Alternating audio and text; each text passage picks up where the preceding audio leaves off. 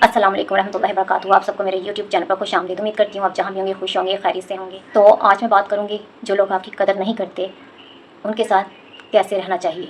बाज़ औक़ात ज़िंदगी में ऐसे लोगों से हमारा सामना हो सकता है कि जिन पर आप जितनी मर्ज़ी मोहब्बत एहसासात निछावर करते हैं वो फिर भी आपकी कदर नहीं करता। तो जो शख्स आपकी कदर नहीं करता, आपने ये 5 काम करने हैं ताकि ख़ुद की कदर आप जान सकें।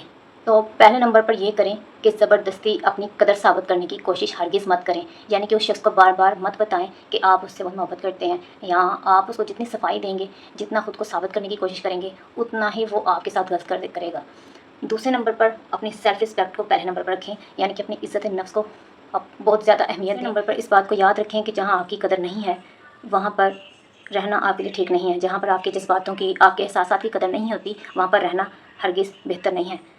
चौथे नंबर पर अगर कोई शख्स आपकी कदर नहीं करता तो इससे आपकी कदर कम नहीं हो जाती। यानी कि एक ऐसा इंसान जो आपकी कदर नहीं कर रहा, इससे आपकी कदर कम नहीं होती।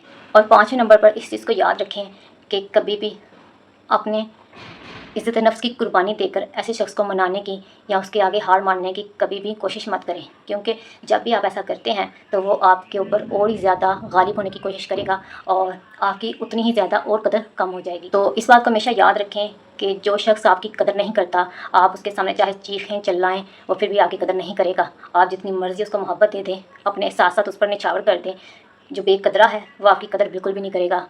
और इस चीज़ को याद रखें कि जो चीज़ जितनी दस्तयाब होती है उसकी कीमत और कदर उतनी ही कम। तो ऐसे लोगों से दूर रहें जो आपकी कदर नहीं करते, आपके एहसासात की, आपकी मोहब्बत की। तो ऐसे लोगों से दूरी अख्तियार करना ही बेहतर तरीका है।